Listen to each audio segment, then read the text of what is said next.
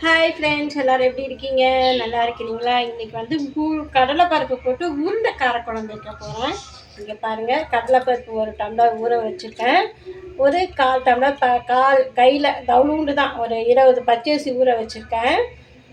காஞ்ச மிளகா 3 காஞ்ச மிளகா, கொஞ்சம் சோம்பு, உப்பு, பெருங்காயம் போட்டு அரைக்கணும். பாருங்கள், எண்ணெய் ஊற்றுறேன்.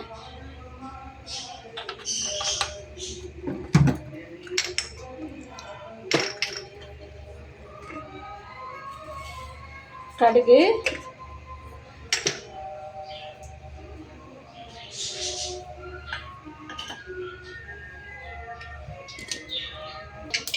நல்லா பொரிஞ்சிச்சுட்டாங்க.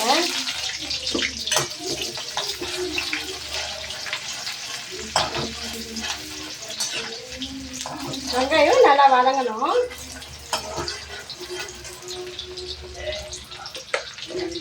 எண்ணெய் கொஞ்சம் கூட தான் ஊற்றிருக்கேன் குழம்புக்கு.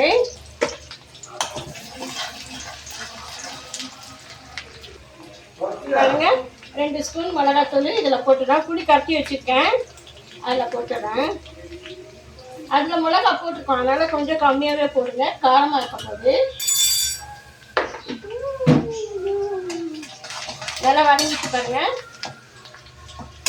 இந்த கரைச்சி வச்சுக்க புளியும் மிளகாத்தூளும் இதில் போட்டுடலாம்.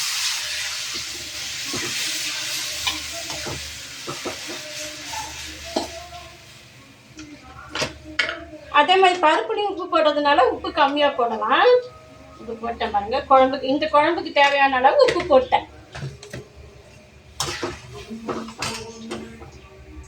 இந்த குழம்பு வந்து கொஞ்சம் தண்ணியாகவே வைக்கணும்.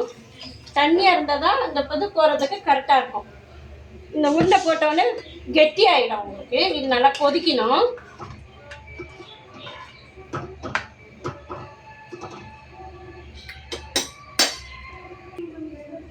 பாருங்க, குழம்பு நல்லா கொதிக்குது பாருங்க.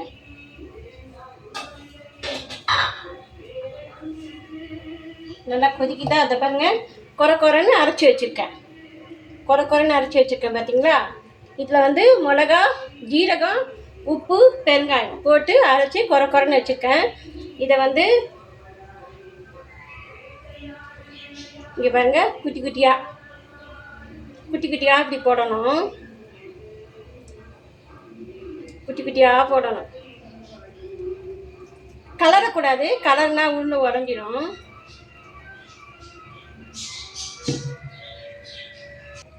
எல்லா உருட்டி போட்டாச்சு. இது பாருங்க, ஒன்று ஒன்றா அப்படியே மேலே மிதந்து வருதா?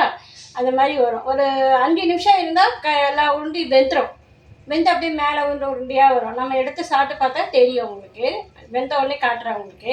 நம்ம அம்மாங்க, நம்ம பாட்டிங்கெல்லாம் இது செய்வாங்க. இப்போ யாரும் இதை செய்யறதில்ல. நான் இப்போ உங்களுக்கு செஞ்சு காட்டுறேன். செஞ்சு சாப்பிட்டுட்டு எப்படி இருக்குன்னு கமெண்ட் போடுங்க, காட்டுறேன். இங்கே பாருங்கள், நல்லா கொச்சிச்சு உருண்டையாக மேலே வந்துச்சு பாருங்கள். இது நம்ம சும்மாவே வச்சு கூட சாப்பிடலாம், சாத்தில் ஊற்றி சாப்பிடலாம். இதை நல்லா வெந்துச்சு பாருங்க, உருண்டையாக வந்துச்சு பாருங்க. குழம்பு எவ்வளோ வச்சா நான் எவ்வளோ சுண்டிச்சு பாருங்க. இன்னும் கொஞ்சம் கொச்சதுன்னு வச்சுக்கோங்க, நல்லா இன்னும் திக்காகிடும் உங்களுக்கு.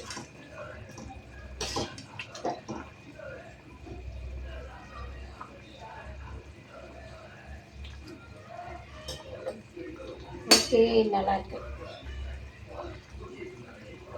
அவ்வளோதாங்க, உருண்டை குழம்பு ரெடி ஆகிடுச்சு.